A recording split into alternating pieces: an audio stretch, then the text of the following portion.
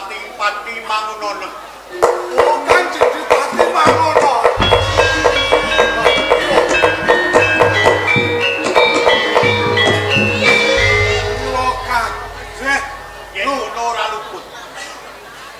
Bener iki desa Setinggil, iki omayon Dorante. Nggih, kula ki ambak Ki Dorante. Nuwun sewu Kanjeng Adipati Mangunono. Dorante. Kok Kanjeng Adipati Mangunono tebih saking Kabupaten Pati munggah wonten desa Setinggil. Niku enten perlu napa Kanjeng? Ya mergo lagi wae. Aku utusan kelawan Temenggung. Sombo Pradak. Kang supaya wisik utawa nak yenake ing desa Setinggil. Apa bener yen to Dorante wis seneng gawe rusuh ing Karangtan. Gawe rusuh bab napa niku? Dorante miturut awakku kang gak tampa. Yen Dorante kuwi sok seneng nalisir saka paugeran ora gelem manut marang tatananing negara. Oh, nggih. Perkara bocah-bocah niku to. Nggih, ngaten lho Kanjeng Adipati Mangunono. Wong kula niku urip teng desa Setinggil. Nah, saben dina niku gawean kula niku tani. Kedhok lemah. Mongko nek wong tani niku nek rampung nyambut gawe niku ra awake kesel. Lho, saben kula teka keng nyambut gawe niku kula niku disaru kalih bocah-bocah. Contone saben mulai sore bocah niku kok pating grudak, pating gruduk mlebu teng omah madhep ngetan niku. Pating kreak, pating kreok. Lah niku kuping kula niku risih, kula mboten saged lerek. Dorante. Tekaku ing desa Setinggil wal saka kuwi. Awit kenjeran salah sawijining pangayoman. Aku butuhake negara tentrem kawula padha ayo. Kula saka pian Dorante. Ayo, saiki kowe ndak kanthi menyang Kabupaten Pati, mengko bab iki kena dirembuk menyang Pendopo Agung Kabupaten Pati. Oh, ngaten. Nek kula ajeng sampean jak teng Kabupaten Pati, nggih nuwun sewu Kanjeng. Sampean teko teng desa Setinggil niku malah seneng ati kula. Mungkin sampean ngandani bocah-bocah niku tumindake niku kan dolaren.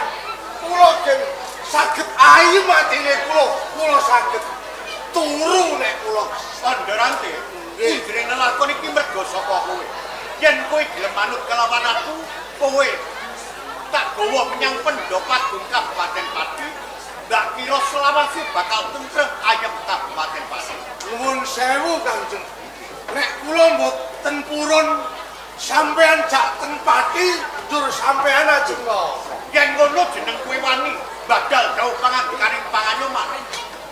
Mongko kawula ing Kabupaten Pati kalebu desa Setinggil. Nggih, kuwi kalebu wewengkon ing Kabupaten Pati.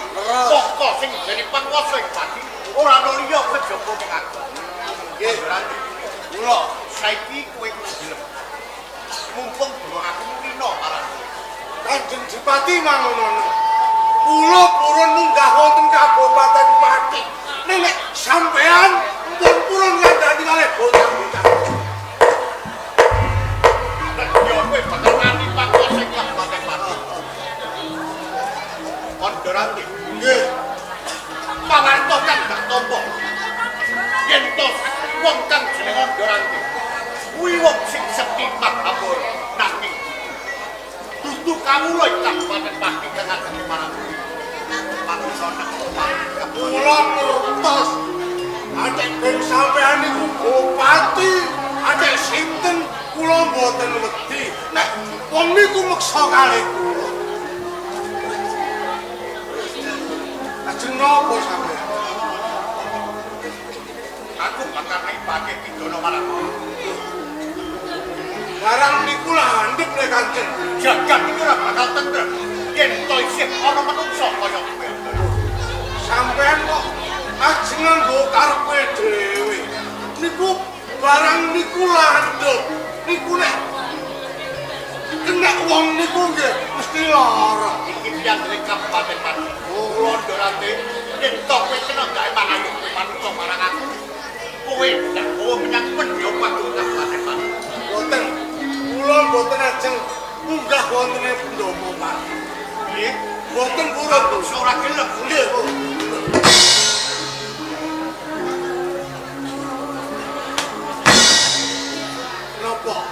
Napa keng buri iki? Pat.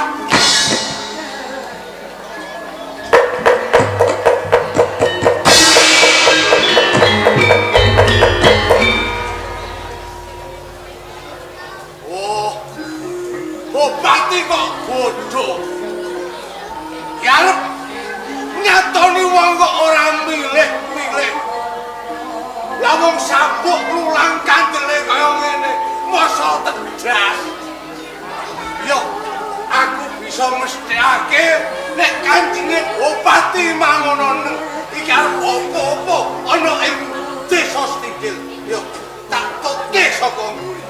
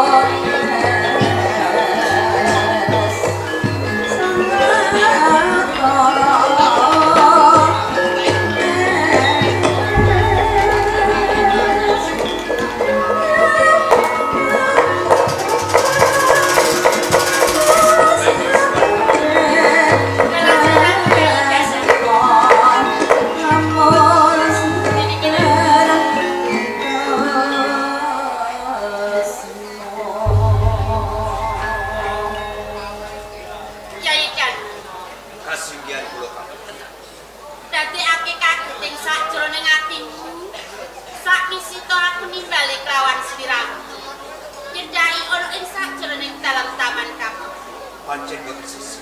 Menapa ingkang dados pangandikan? Salebetipun wonten ing taman kesatrian menika dereng rampung pajeban ingkang layak kabara wonten kawuhipun Yongpan. Kang supados kula menika sowan wonten ing kajian. Yektospun wonten kawigatosan Tumikati sing bakal tak kandhake nyang pengarepan. Kuwi kaping 1 ning aku kan lawan Swiramudas. Sing kaping 7 ana wigati banget kanggo sing Kyai Dalang. Iwung dening iki mau kenani bab kapribaden antarané Kyai Dalang. pangapunten bilih panjenengan menika ngendika apa? Sedaya menika wonten kawigatosan ingkang wonten sambunganipun kelawan kados kaden kami. Sedaya menika ngenani bab menapa? Monggo walaupun kemawon lamun ing makinipun saged kawit. Kok menawi kemawon pun kadang danang menika saged sabdan. Kyai Dalang. Mung aku bakal bloko nyang pengarepan. Sak temene mono nggonku nimbali kelawan Kyai Dalang. Bot-bote mung aku kepengin kok ladeni Kyai Dalang.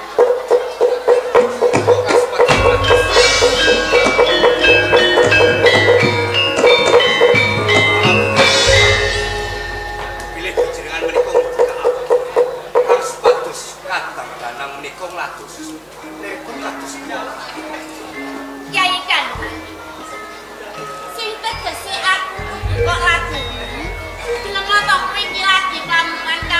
para sira kaya to yen to Kang Mas mangun kono iki ati kelawan aku Yas.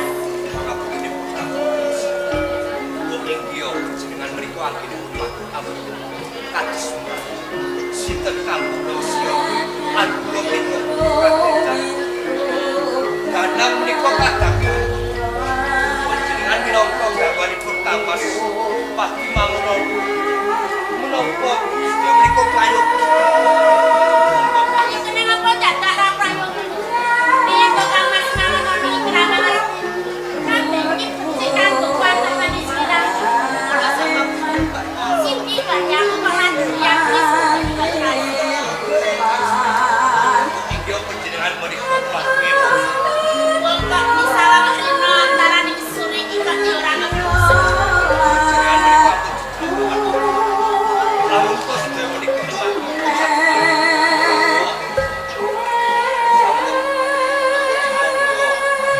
panjenengan penggalih lamun kok sedaya menika kajenengan kelawan salah sawiji kados pundi Wong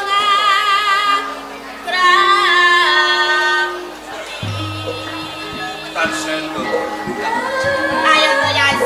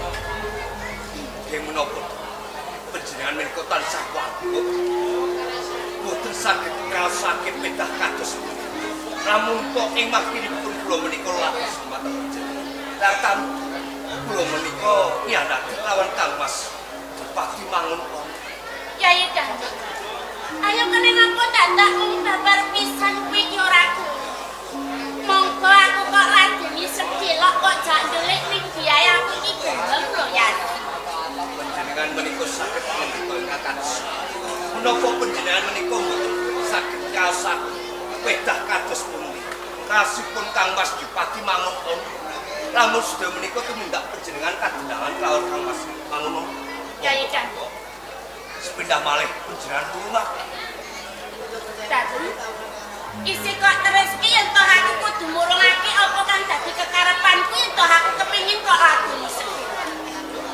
Sekalipun kula menika mboten saged nampi kelawan katresnan. Yai Dan. Kados. Pak Rewangi paribasan aku ra duweni isin babar pisan. Mergo aku ngemis-ngemis katresnan kawan sliraku. Ning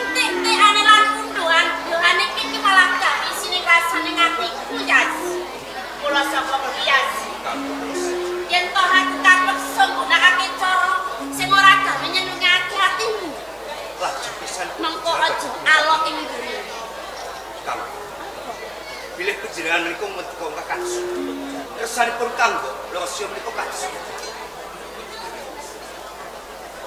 Kencanan Kados. aja ketun.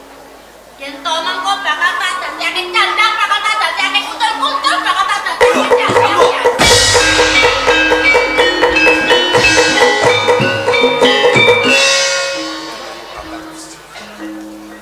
Lamun apa kang tadi?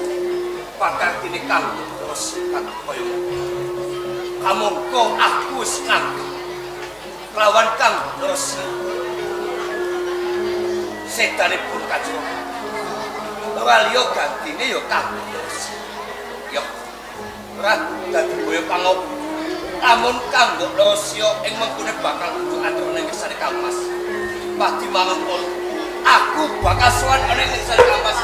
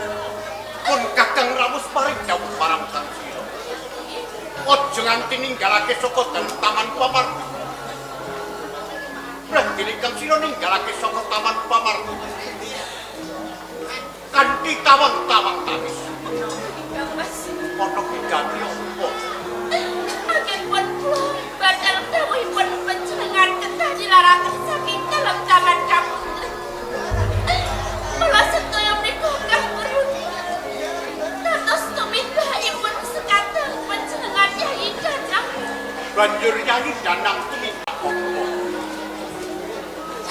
Ingkang dados tumindaipun Nyai Danang.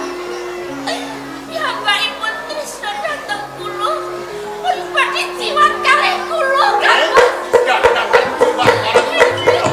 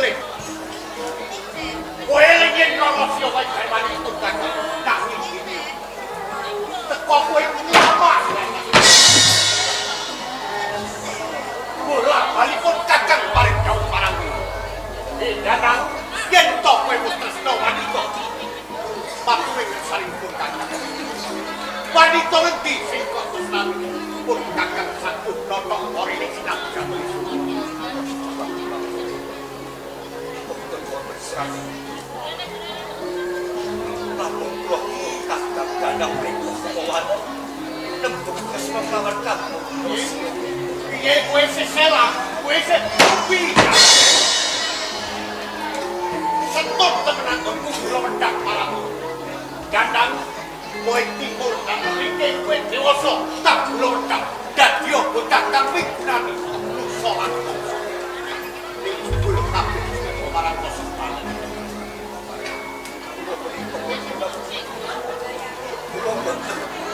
Ya nanti lawan pangkoso jenengan kampus.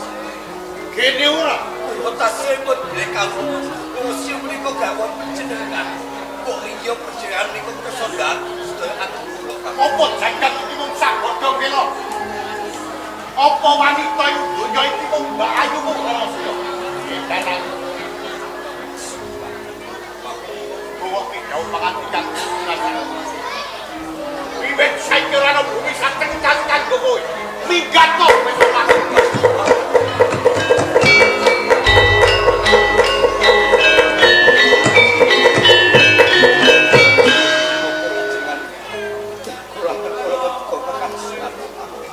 Ya awet kan jalari dudukun kakak nanging kowe.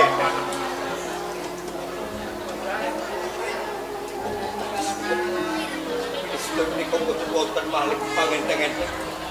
Kangge kula anggenipun panjenengan dakwa bilih kula menika. Ingkang tumindak lepat ninggal pun wonten ing kapapan. Lempung lawan kados kangkang. Terus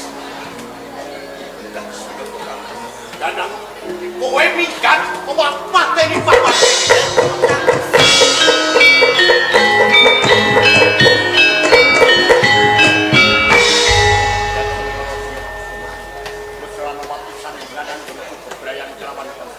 Ayo deh.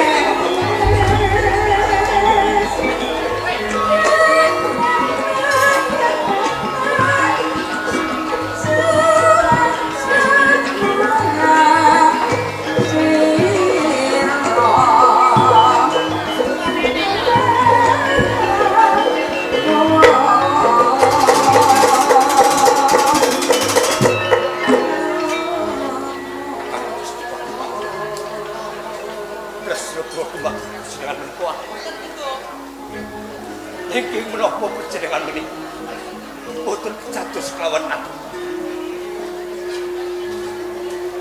Ampun panjenengan menika sampun kawujud. Nundung lawan kula kadang dalem dalang. Kula badhe ninggalake ana ing Kabupaten Pati. Nanging Kang Mas, kula menika boten lepas. Saderengipun kula menika ninggalake ana ing Kabupaten Pati. Namung kula kepengin Resi Asma kang wis dipirang-pirangake lawan Kang Bros. Juning ana ing sadèrèng alun-alun Kabupaten Pati. Aku bakal mbah mengko kedadiane bakal ana apa ana ing kabupaten.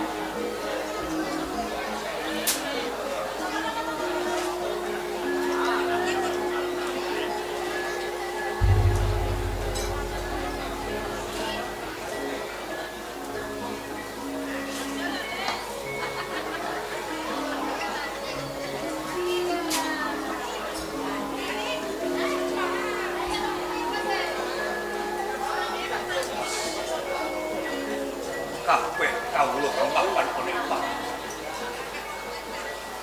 Kakitan kuwi adat lubiyane jeneng wong Jawa mesti ana ing sapinggir samudra utawa ana ing nanging aku kepengin aku ana ing sakenge alun-alun.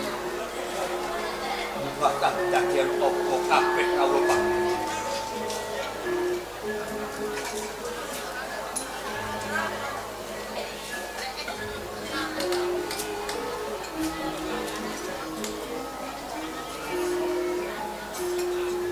Danang.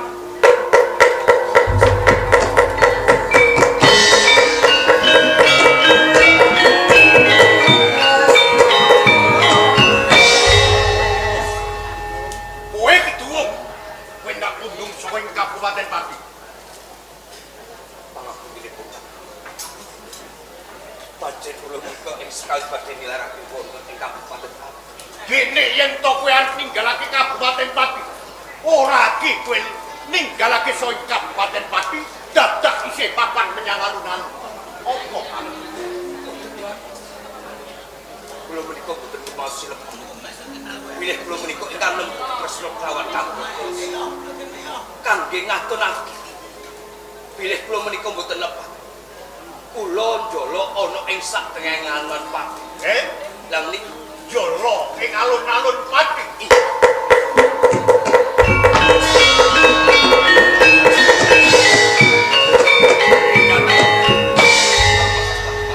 Kowe arep padul gendung.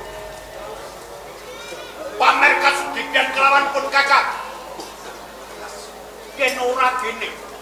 Lumrahe wong Jolo kuwi yen kudu menyang kali, kudune menyang gawat. Ana kepiye kowe? Jolo kok menyang alun-alun?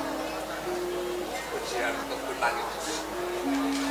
Kan kisah ono kula menika wonten ing sadenganing alun-alun Pati. Namung kula kepen mbuktekake.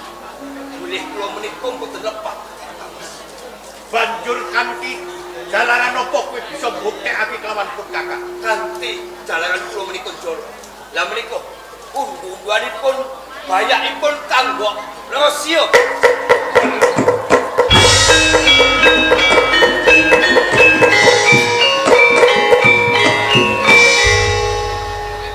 Iki busananing Mbak Ayu Murorosya. Danang Dados Mas. yen to kaya ngono pun kakang bisa nggadapi. Kowe dudu luput nanging kan luput Mbak Ayu Murorosya.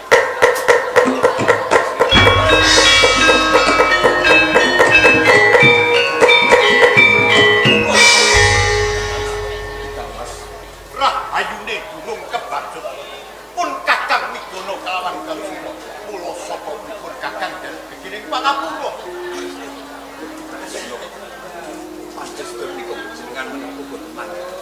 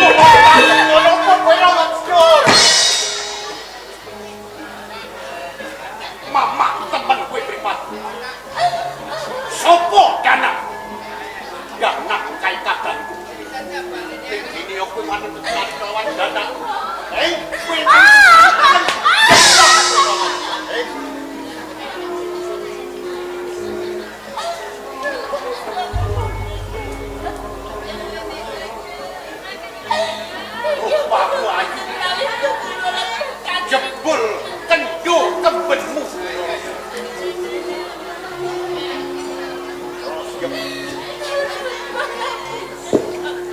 Wiwit saiki kowe usuranga.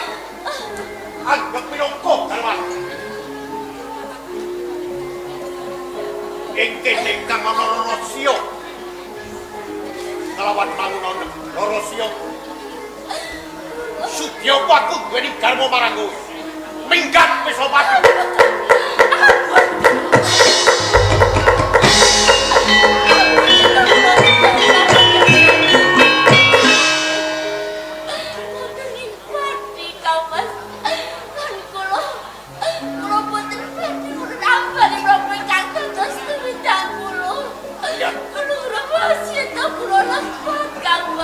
Kowe minggat apa kowe tak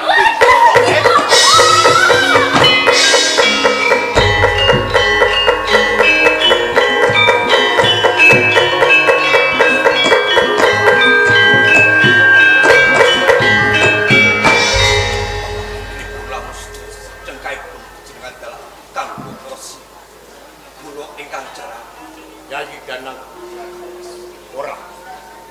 Kang sira ora luput, wis cethuk kang luput Mbak Ayu Mularasia. Mula sapa kuwi Yayi Danang? Wiwit saiki aja nganti kang sira ninggalake Kabupaten Pati. Cumandha menyang Kabupaten Pati kelawan pun kakang. Dak cumandha wonten ing Kabupaten Pati. Kang Mas Bupati Mangun. Ya ya. Boten teges pun kadang menika badhak. Menapa ingkang dados pangandika sabda pangandikane ratu boten datan kula boten ngepinginake lamun ing menggone panjenengan saged dipun wastani bupati kang tembunge mencra-mencra kula boten ngepinginake asma panjenengan menika lesem Kang Mas pramila Kang Mas namung pangestu panjenengan kula boten saged cumandha malih wonten ing Kabupaten Pati. Kula badhe mingkah wonten ing Guwa Pati Ayam. Kula badhe mingkah Aja ing Guwa Pati Ayam. Aja Dana.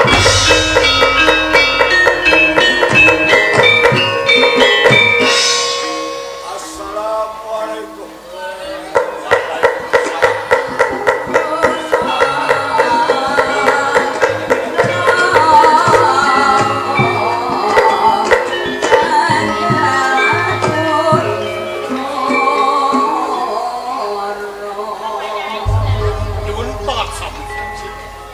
Menawi kula nitik dhateng busana panjenengan sanes keluarga wonten ing Kabupaten Pati.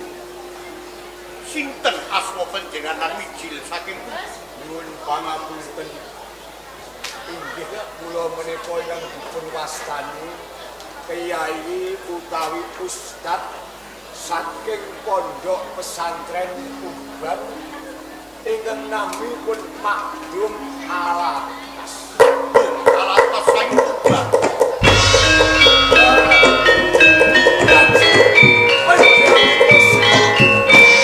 Atur muringa kula pangayoman ing Kabupaten Pati, kula pun mangunono.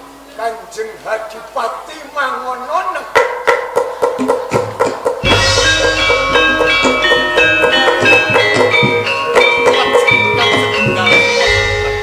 Kula pun klinting mesin klinting Menika anak murid kula. oh kalebet murid panjenengan anak murid saking Tuban. Menawi ngaten alhamdulillah wa syukurillah la haula wala quwata illa billah. Dawah kalaresan kula saged kepanggih dhateng Kanjeng Adipati. Mangunon. Menawi kados dhateng saking Kabupaten Tuban nedya dumugi wonten ing Kabupaten Pati kepengin pinanggih dhateng kula. Menapa sebabipun kula ngantos nilaraken wonten ing Kabupaten Tuban? Namung kula badhe nyuwun palilah Kanjeng Hadipati mangunon. Palilah ngenani bab menapa? Palilah perkawis namung kula nindakaken dhateng syariat kepengin siar agama Islam wonten ing wewengkon Kabupaten Pati. Kepengin siar agama. Nggih, sedulur kula salah satunggalipun pangayoman ing Kabupaten Pati kula mboten badhe kawaratan. Nanging sadèrèngipun sedulur Makdum Alatas siar agami wonten ing Jawi Tengah kalebet wonten ing Kabupaten Pati. Kula nyuwun tulung dhateng panjenenganipun sedulur Makdum Alatas. Lajeng tulung perkawis menapa Kanjeng. Kalenggan nika Kabupaten Pati katemben kemawon geger ingkang dipun timbulaken tiyang saking Setinggil ingkang nami Ondorante.